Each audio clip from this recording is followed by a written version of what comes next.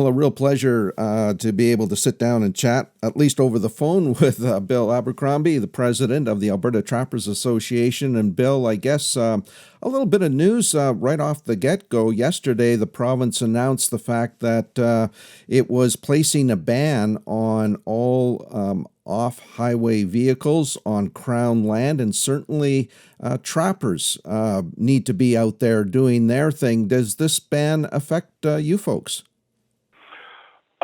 I don't think it's going to at all, Michael.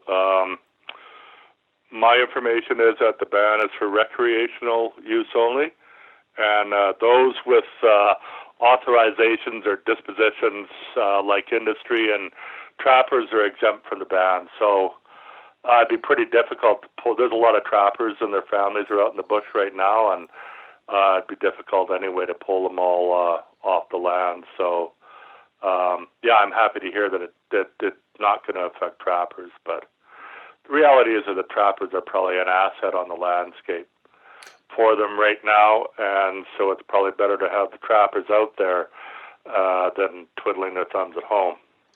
Obviously, Bill, COVID-19 is having an impact on all of society and all industries. What is the situation with trappers? Well, certainly trappers are affected economically and many other ways, just like everyone else. But I guess one of the benefits for the trapping community is that physical isolation is a big part of what we do. So right now, there's a lot of trappers and trapping families out in the bush on their trap lines.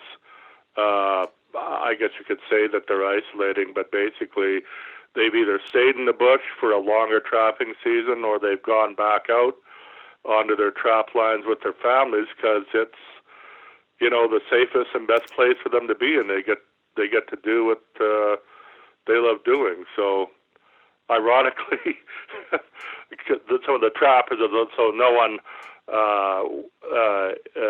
is happy about the pandemic. Trappers just wish that if it was going to come, it would have been better in the fall at the beginning of trapping season, and then they could have spent the whole winter out on the trap line with their kids. So I know that's where a lot of trappers are now. The kids are out of school and they're out in the bush with mom and dad. So.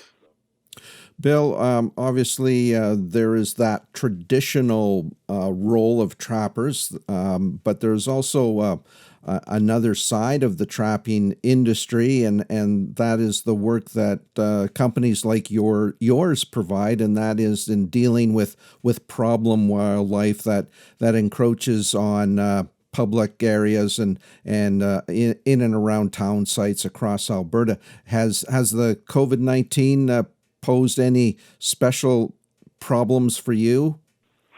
Well, I think, yeah, like any industry, there's hardship economically, certainly for mine as well. Although the demand for people like me to still be available to deal with wildlife conflict is certainly still there. And given the weather conditions this year with a late winter, a lot of animals, particularly predators, are under stress because the food supplies are dwindling, and you can see them. There's a strong possibility that there might be encroachment into more urban areas by large predators, simply because the prey species are, big towns and cities, the snow goes quicker than it does out in the bush.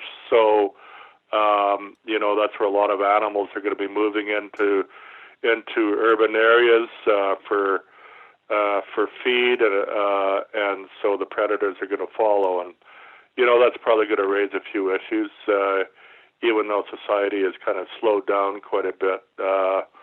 It doesn't really affect what the animals are thinking and what their needs are. Getting back to the COVID-19, another hat that you wear is that of the presidency of the Alberta Trappers Association, Bill, and I wanted to ask you in terms of the of the implications of the pandemic on the work that your association does, because it's quite broad in terms of not only training trappers, but you have a lot of outreach programs, educational programs, that type of thing.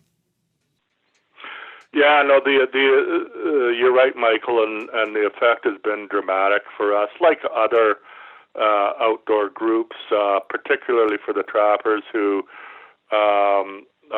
rely almost solely on community engagement for workshops, for education, for community outreach, educating kids in the school system, a lot of volunteer programs that we run with,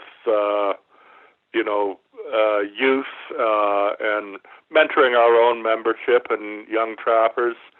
All that is shut down. And so, we've really had to lean out, lay off a significant amount of our staff, shut down our operations in Westlock. We still have a skeleton staff on, but there's no real public access to our building and offices, so it's by appointment only for shipping fur or picking up supplies, and there's not much of that. I mean, the reality is the current social economic situation has pretty much ended all of that. So we're like every other outdoor group, every other conservation group. We're pretty much shut down and pooling our resources and holding out for better days.